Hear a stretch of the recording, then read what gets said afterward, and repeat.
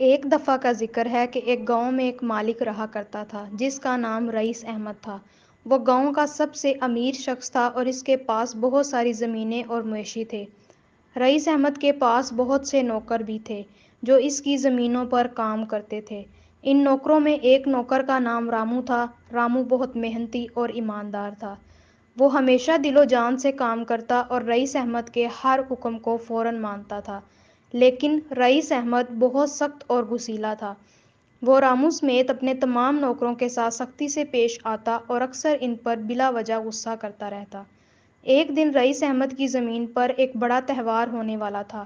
رئیس احمد نے تمام انتظامات کے لیے رامو کو ذمہ داری سونپی۔ رامو نے پوری کوشش کی کہ ہر چیز بہترین طریقے سے ہو، لیکن ایک دن پہلے ایک شدید طوفان آ گیا جس نے تمام انتظامات بگاڑ دیے۔ رئیس احمد بہت ناراض ہوا اور اس نے رامو کو خوب ڈانٹا۔ رامو بہت افسردہ ہوا لیکن اس نے ہمت نہیں ہاری اور ساری رات جاگ کر دوبارہ انتظامات کیے۔ تہوار کے دن سب کچھ بہترین طریقے سے ہو گیا اور گاؤں کے لوگ بہت خوش ہوئے۔ رئیس احمد نے رامو کی محنت اور لگن کو دیکھ کر دل سے اس کی تعریف کی۔ اس نے پہلی بار محسوس کیا کہ اس کی کامیابی میں رامو جیسے نوکروں کی محنت کا بھی بڑا حصہ ہے۔